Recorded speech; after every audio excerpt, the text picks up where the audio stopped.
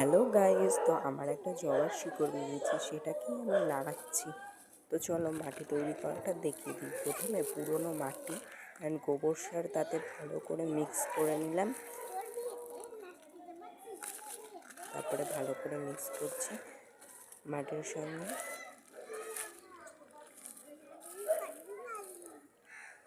আর তারপরে টপের মধ্যে দিয়ে দিচ্ছি মাটিটা ভরে।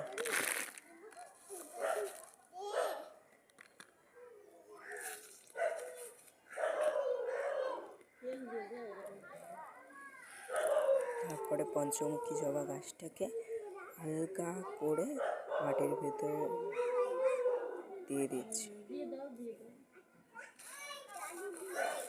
তারপরে হালকা করে মাটিটাকে দিয়ে দিচ্ছি যাতে শিকড় না ছেড়ে।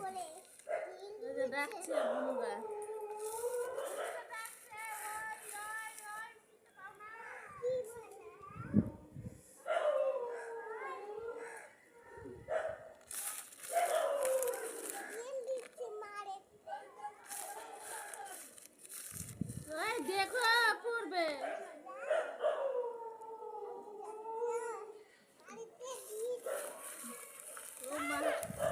মাকে তেল দিয়ে দিচ্ছে।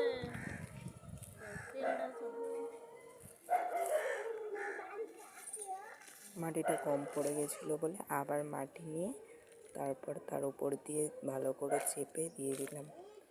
আর টপের হালকা একটু জায়গা